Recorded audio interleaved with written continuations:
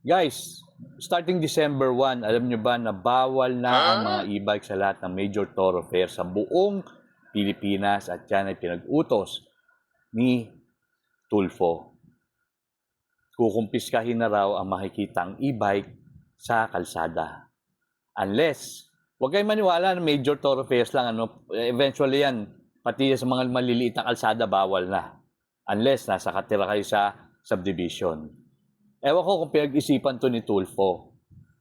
Or baka meron siya nasundan na naka-e-bike na bagalan siya na buwisit.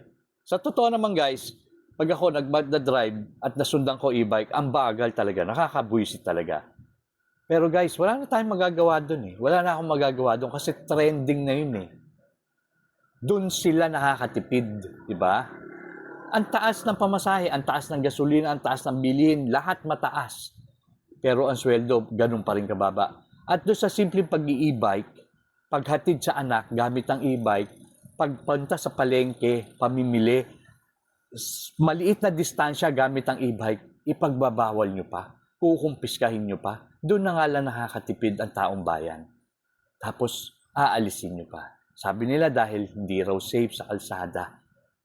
Alam nyo guys, once na lumabas kayo, tayo sa kalsada, ang kaakibat niyan, disgrasya. Kaya kailangan talagang super ingat tayo. And 70 or 60 to 70% ng aksidente sa kalsada dahil yan sa mga motorsiklo, di ba? Sa mga rider. Pero bakit hindi nyo maalis ang mga rider or ang motorsiklo sa major thoroughfares sa kalsada? Bakit? Kasi siyempre nagre-rehisto sila, may perang pumapasok sa gobyerno.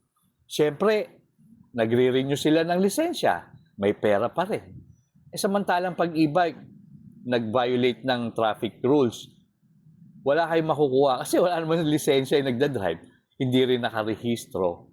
Tapos ngayon, pinapanukala nyo, kailangan daw, meron daw lisensya ang nagdadrive ng e-bike, kailangan daw nakarehistro ang e-bike. O, tignan nyo, doon pa lang di ba? Perang-pera na So, ibig nyo sabihin, kapag nagpa-lisensya at rehistro ang e-bike, pwede na sa kalsada. Diba? Pera-pera lang.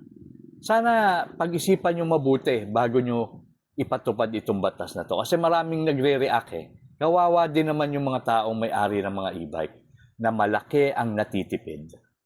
Sana ang atupagin nyo kung paano nyo mapaliit yung mga gasolina, yung krudo, yung bilihin, yun ang atupagin nyo. Huwag nyo masyadong pagtaunan ng pansin yung mga e-bike dahil wala kayo nahihita. Pag-aralan nyo mabuti.